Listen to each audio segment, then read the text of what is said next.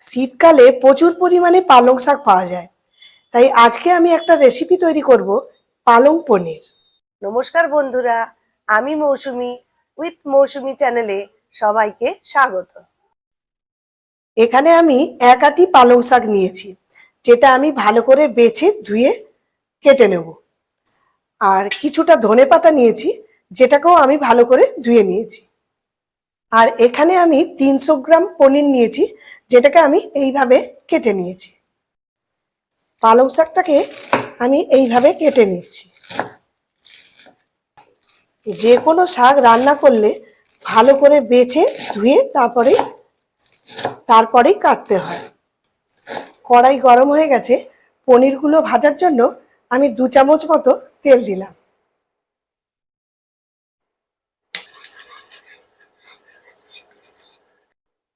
এবার পনিরগুলোকে আমি ভেজে নেব।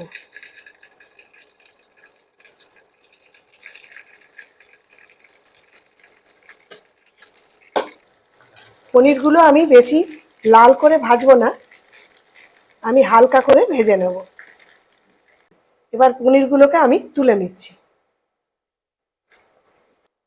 এবার বাকি পনিরগুলোকেও আমি একইভাবে ভেজে নেব। পনিরগুলো ভাজা হয়ে গেছে, এরপরে এগুলোকেও আমি তুলে নেব। ওই তেলের মধ্যেই আমি গরম মশলা ফোড়ন দেব। একটা এলাচ, 2টো লবঙ্গ, 2টো দারচিনির টুকরো, জয়িত্রী, আর একটা বড় এলাচ। বড় এলাচের ভেতরের এই দানাগুলোকে দিয়ে দেব। এই খোসাটা আমি, বড় এলাচের যে দানার যে খোসাটা, সেটা আমি দেব না। ফোড়নটা আমার ভাজা হয়ে গেছে। ফোড়নের মধ্যে 2টো কাঁচা লঙ্কা আর 1 ইঞ্চি মতো আদা আর একটা বড় সাইজের টমেটো, সেটাকে টুকরো করে কেটে নিয়েছি, এটাকেও দিয়ে দিলাম।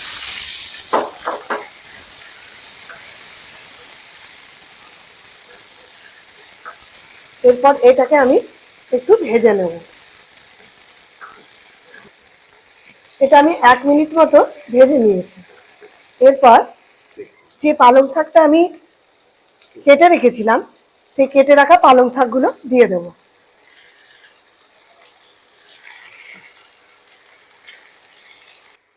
এরপর এতে আমি 1 চামচ মতো লবণ দিয়ে দেব। এরপর এটাকে আমি একটু নাড়িয়ে নেব।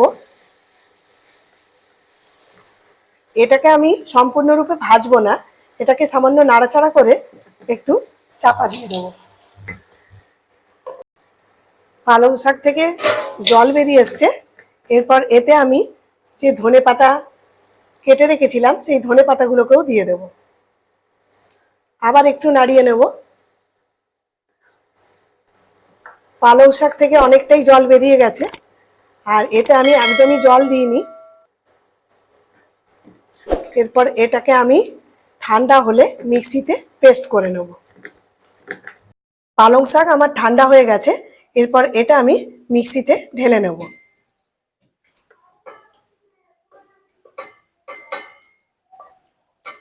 মিক্সির মধ্যে পুরোটা আমি ঢেলে নিয়েছি। এরপর এটাকে আমি পেস্ট করে নেব। কড়াইতে আমি আর তেল দেব না। এরপর মিক্সিতে যে পালং শাকটা পেস্ট করে রেখেছিলাম, সেটাকে আমি ঢেলে দেব।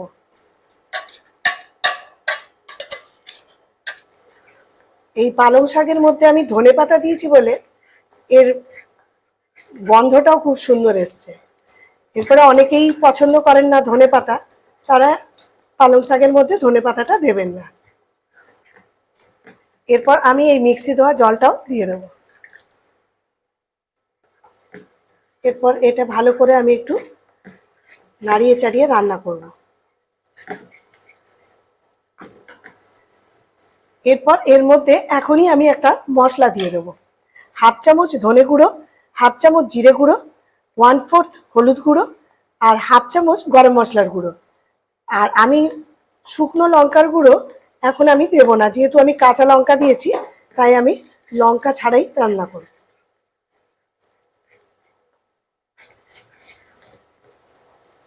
এরপর গ্রেভিটাকে আমি কিছুক্ষণ ফুটিয়ে নেব। এর মধ্যেই আমি এখন হাফ চামচ চিনি দিয়ে দেবো। নিরামিষ রান্না একটু চিনি দিলে ওর স্বাদটা খুব ভালো হয়। এরপর এটা আমি 3-4 মিনিট ফুটিয়ে নেব।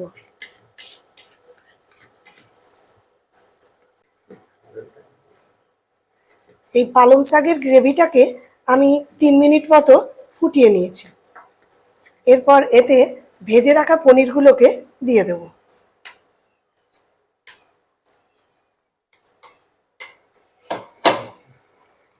এরপর 2 মিনিটের জন্য এটাকে ঢাকা দিয়ে দেব। আমার 2 মিনিট মতো হয়ে গেছে। এরপর পালং শাকের সঙ্গে পনিরগুলোকে ভালো করে মিশিয়ে নেব।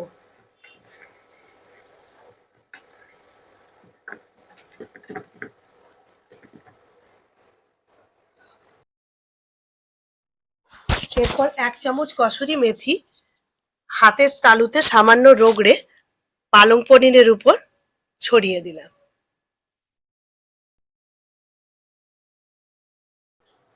আর কসুরি মেথি দিলে এর স্বাদ খুব ভালো হয়। এরপর অনেকেই ফেস ক্রিম ব্যবহার করে, কিন্তু আমার কাছে দুধের সর ছিল, তাই আমি একটু দুধের সর ওপর থেকে দিয়ে দিলাম।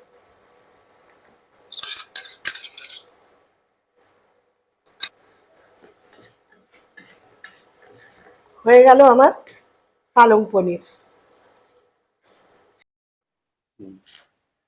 তৈরি হয়ে গেল সম্পূর্ণভাবে নিরামিষ পালং পনির। এই রেসিপিটি কেমন লাগলো কমেন্ট করে অবশ্যই জানাবেন। এটা খুবই কম তেল মশলায় রান্না করা হয়। অবশ্যই এটা বাড়িতে ট্রাই করবেন। এটা রুটি, লুচি, পরোটা সবার সঙ্গে খেতে ভালো লাগে। নতুন বন্ধুদের কাছে অনুরোধ রইল আমার চ্যানেলটিকে সাবস্ক্রাইব করে নিতে। সুস্থ থাকবেন, ভালো থাকবেন। ধন্যবাদ।